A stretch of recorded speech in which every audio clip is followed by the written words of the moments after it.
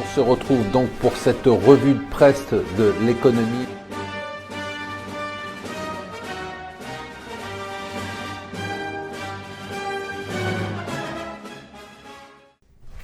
Bonjour et bienvenue sur Mon Financier pour la revue de presse de l'Écho. Nous sommes le vendredi 6 novembre. Je ne peux pas ne pas être fasciné par ce qui se passe sur la techno américaine.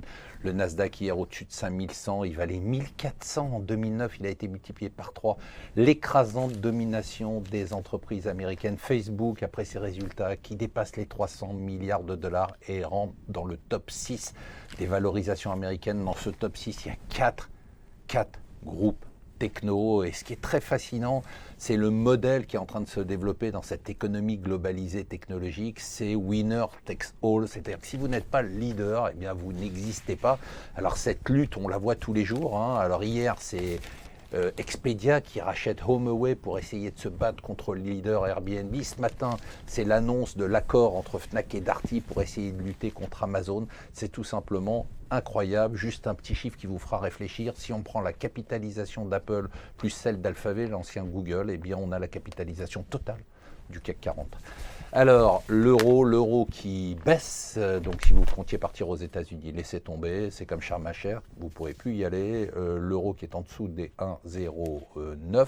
La raison, vous la connaissez, c'est qu'on attend une hausse des taux d'intérêt aux États-Unis. Par contre, le Financial Times nous dit, la Banque d'Angleterre a dit non, elle ne montera pas ses taux d'intérêt, c'est décidé. Donc les États-Unis sont seuls, normalement, à monter leur taux d'intérêt en 2015. Alors on peut être ministre du Travail et être nul.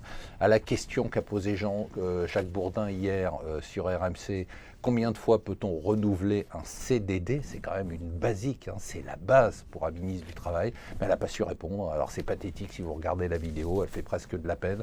La réponse, pour ne pas avoir l'air idiot, c'est qu'on peut renouveler 2 fois sur une durée de 18 mois. Alors les Échos sont d'accord avec moi. La consolidation va continuer dans les médias. Ils sont d'accord avec moi sur le fait que la prochaine cible, c'est énergie. On a une bonne nouvelle. C'est les chiffres de l'Europe, de l'Union européenne sur la croissance. Ça ne sera pas trop mauvais. On devrait avoir 1,8% en 2016 en Europe. Nous, on va faire un peu moins bien, 1,7. Les Allemands un peu meilleurs, 1,9. Mais on ne va pas bouder notre plaisir. Enfin, pour terminer, un petit clin d'œil.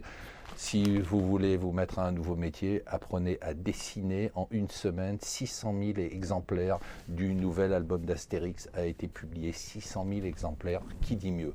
Voilà, bonne journée et bon week-end.